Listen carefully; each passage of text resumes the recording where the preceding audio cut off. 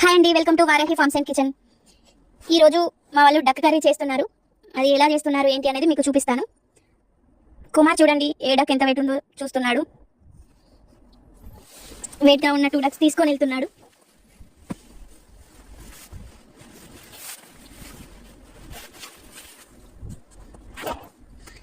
సతీష్ వాటి కోసం వేడి నీళ్ళు పెట్టాడు.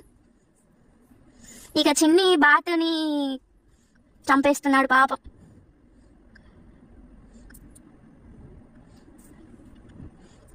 ఇవి మనలాంటి వాళ్ళ కోసం బలి అవుతున్నాయి పాపం.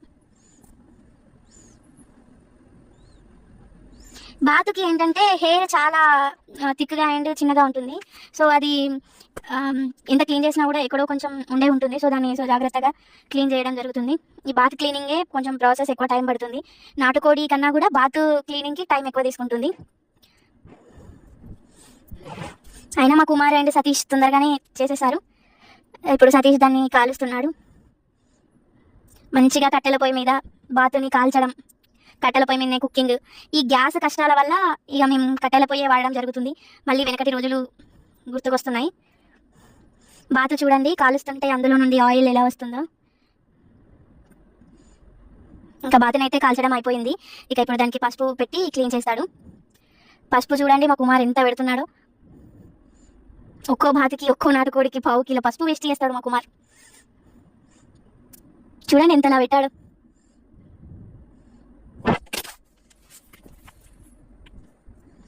బాతు క్లీనింగ్ అయిపోతుంది. ఇంకా దాన్ని కటింగ్ చేస్తున్నాడు. చూడండి మీకు కొంచెం అబ్జర్వ్ చేస్తే ఈ బాత్ అనేది కొంచెం గుడ్లు పెడుతుంది.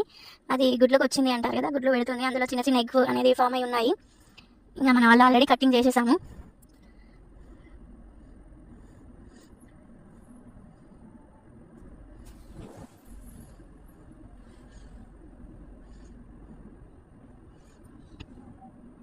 ఇంకా ఇది క్లీనింగ్ అండ్ కటింగ్ అయిపోతుందండి. ఇక కుకింగ్ చేయడమే.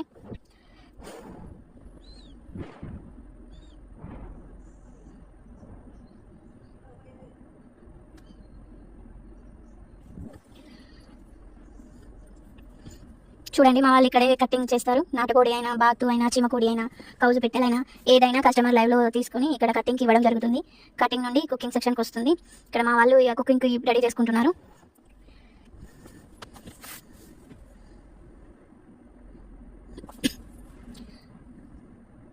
దాన్ని మంచిగా క్లీన్ చేసుకొని దాన్ని మంచిగా వాటర్లో కడిగేసి దానికి సంబంధించిన ఇంగ్రీడియంట్స్ అన్నీ కలపడం జరుగుతుంది. కర్రీకి సంబంధించిన మసాలాలు, దానికి సంబంధించి కారము, అల్లము, ధనియా పౌడరు ఇవన్నీ వేసి బాగా మంచిగా మిక్స్ చేస్తారు.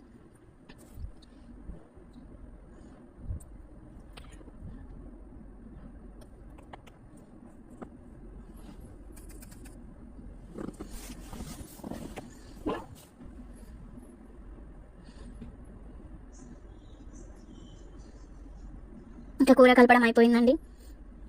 ఇక కుక్కర్ పెట్టేస్తున్నారు.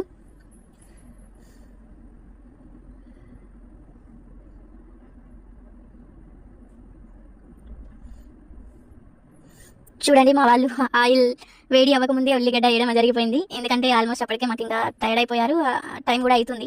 సో తొందరగా వెళ్ళాలి అని ఆ తొందరలో వేసేసారు. కానీ ఓకే, మంచిగా బాయిల్ అవుతుంది. కర్రీ వేసేస్తున్నారు. ఇంకా ఈ కర్రీని మంచిగా కలుపుకోవాలి. కొంచెం ముక్కకి స్పైసెస్ అన్నీ అంటుకునే వరకు మంచిగా సిమ్లో పెట్టి మంచిగా మంట కొంచెం తక్కువ చేసుకొని మంచిగా కలుపుకోవాలి. కొంచెం కొంచెం మగ్గింది అని అంటే ఇంకా కుక్కర్ పెట్టేసుకోవడమే. చూడండి కర్రీ రెడీ అయిపోయింది. చాలా బాగుందండి కర్రీ. చూస్తేనే నోరు ఊరుతుంది కదా. మీరు ఒకసారి ట్రై చేయండి.